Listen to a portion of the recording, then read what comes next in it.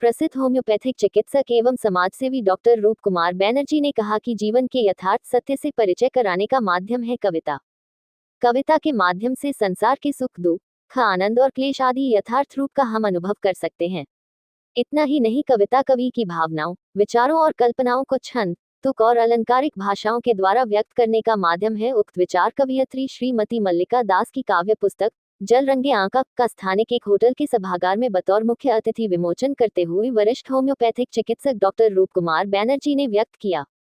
उन्होंने कहा कि मल्लिका की कविता की पुस्तक पाठकों को जीवन के विभिन्न पहलुओं से परिचित कराएगी एवं सबको पसंद आएगी। इस अभिनव प्रयास के लिए मैं उन्हें अपनी शुभकामनाएं देता हूं। काव्य संकलन की कविता बोई.कम, दाह, अन्य पृथ्वी, कालो यदि मंदो विशेष रूप सराहनीय है।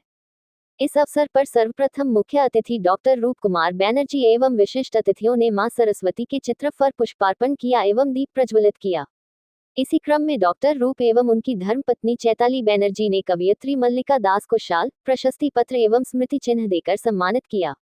कार्यक्रम के विशिष्ट अतिथि प्रोफेसर अलक राय ने कहा कि कविता का मुख्य उद्देश्य पाठक के हृदय को छूना और उसे आनंद सहित कई भावनाओं का अनुभव कराना है। वरिष्ठ रंगकर्मी तमाल आचार्य ने कहा कि कविता जीवन के गूढ़ रहस्यों को व्यक्त करने का माध्यम है। कवि और साहित्यकार प्रदीप कुमार विश्वास ने कहा कि अपने भावनाओं को सुंदर ढंग से व्यक्त करने का माध्यम है कविता। इस अवसर पर कवयित्री मल्लिका दास को हार्दिक शुभकामनाएं देता हूं कि काव्य और साहित्य जगत से ऐसे ही आप जुड़े रहें। डा रचना ने कहा कि कविता के माध्यम से कवि अपने कल्पनाओं, अपने अनुभव को व्यक्त करता है। समाजसेवी अचिंत्य लाहिड़ी ने कहा कि कविता जीवन के आनंद और सत्य को प्रकाशित करता है। बंगाल प्रवास के दौरान बंगाली समिति के साहित्य सचिव दीपक चक्रवर्ती ने इस अवसर पर अपने शुभकामना संदेश के माध्यम से कहा कि कविता भाषा का जादू है जिसे शब्दों के माध्यम से कवि प्रदर्शित करता है। मल्लिका जी का प्रयास अति सराहनीय है। कार्यक्रम का संचालक वरिष्ठ रंगकर्मी एवं उद्घोषक अजय दास ने किया। कार्यक्रम में विशेष रूप से कवयित्री मल्लिका दास, जयश्री लाहिड़ी, हरप्रसाद मुखर्जी, वीरेंद्र कुमार पाल, लीना लाहिड़ी, श्रीमती मीता सेनगुप्ता बैनर्जी, आनंद मुखर्जी, सुजय बैनर्जी सहित तमाम कवि, साहित्यिक प्रेमी उपस्थित रहे।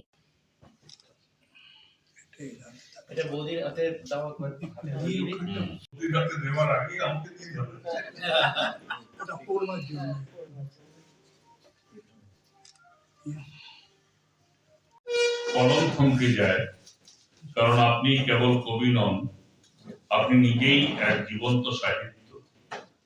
কবিতা, কথকতা, নাট্যের ভাষা সব মিলিয়ে আপনি আমাদের স্নেহের বৌদি ভাই। দাদা ভাই অজয় দাস নাট্য জগতের এক নিষ্ঠাবান সাধক। আপনাদের দুজনের সৃষ্টির আলো আমাদের সংস্কৃতিকে করেছে সমৃদ্ধ।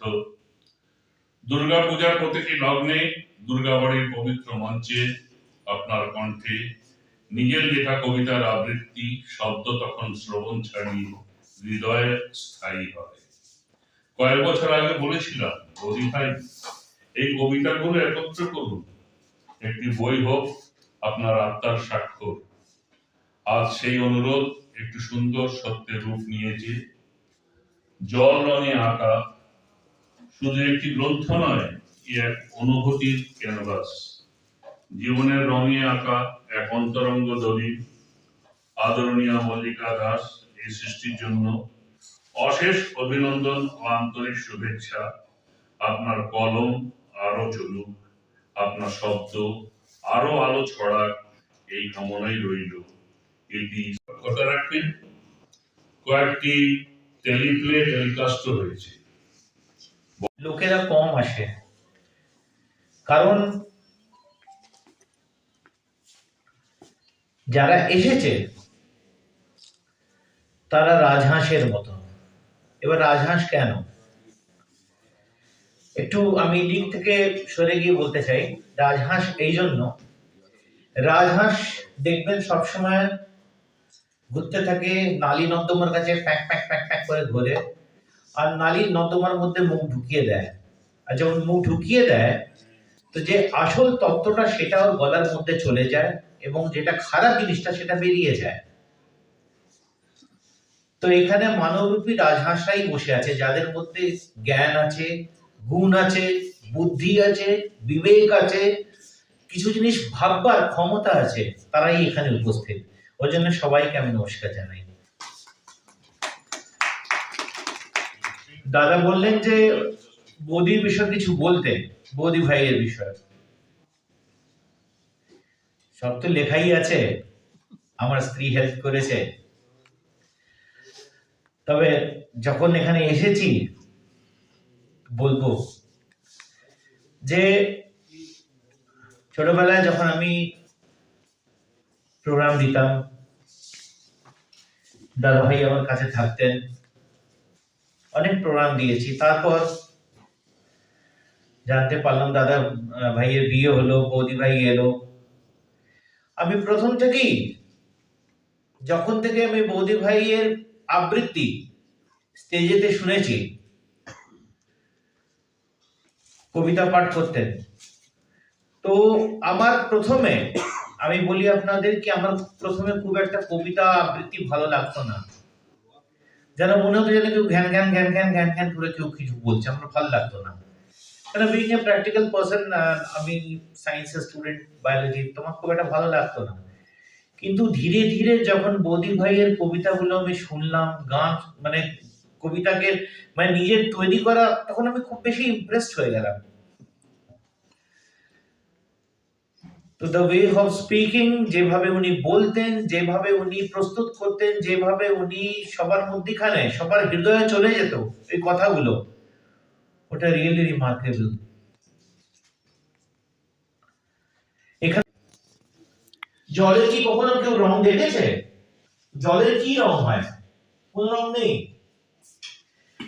তবে দূর থেকে যদি সমুদ্রকে দেখেন, তো সমুদ্র কোন জায়গায় নীল দেখা যায়, কোন জায়গায় সবুজ দেখা যায়, এবং কোন জায়গায় লাল দেখা যায়। নদী যে কলকল কলকল করে বইছে, যখন সূর্যের আলো পড়ে তো ঝিকিমিকি ঝিকিমিকি অনেক রং দেখা যায়, ইন্দ্রধনুষ দেখা যায়।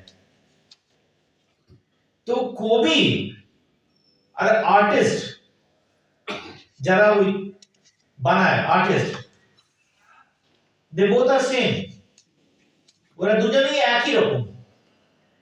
চিত্রকার যেমনি নিজের তুলিকা দিয়ে বিভিন্ন রকমের রং দিয়ে ক্যানভাসেতে নামিয়ে দিয়ে আমাদের সামনে প্রস্তুত করে, ঠিক সেভাবেই কবি বা সাহিত্যকার, বিশেষ করে কবি, ভেতরের অন্তরের রাগ, অভিমান, প্রেম, ভালোবাসা, হাসি, উল্লাস, উদ্বেগ, সবকিছু ওটা রঙের মধ্যে উনি প্রস্তুত করে দেন, কবিতার মধ্যে। এটাই তো কবির বিশেষত্ব। ওনারা বলেন না, বলতে পারেন না, কিন্তু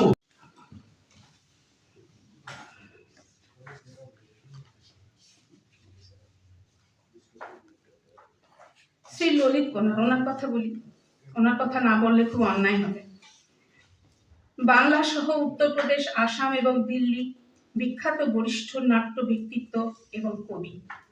তার সান্নিধ্যে এসেই, তারই প্রেরণায় এই জল রঙে আঁকা কাব্যগ্রন্থটি প্রকাশিত হলো। ওনাকে এবং আরেক দাদা, কবি আরণ্যক বসুর নাম হয়তো অনেকেই এখানে শুনে থাকবেন। উনি, ওনাকে আমি শ্রদ্ধা জানাই। উনি বাংলাদেশ এবং ভারত দুই বাংলারই সমাদৃত কবি এবং খুবই বিখ্যাত উনি। ওনার অনুপ্রেরণাও আমাকে সমৃদ্ধ করেছেন। ললিতাই ওনাকে বলেছিলেন যে তুমি মল্লিকা দেখো প্রবাসে আছেন। ওনার সবচেয়ে ভালো এটাই লেগেছে যে প্রবাসে থেকেও তুমি এতদিন ধরে চর্চাটা চালিয়ে গেছো। তো